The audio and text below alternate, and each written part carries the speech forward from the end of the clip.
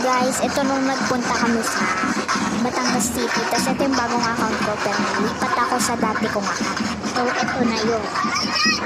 Ayan, sa Batangas City ako niyan. Ngayon, nandito na ako sa Manila. Ulit. Yung gagawin na in-video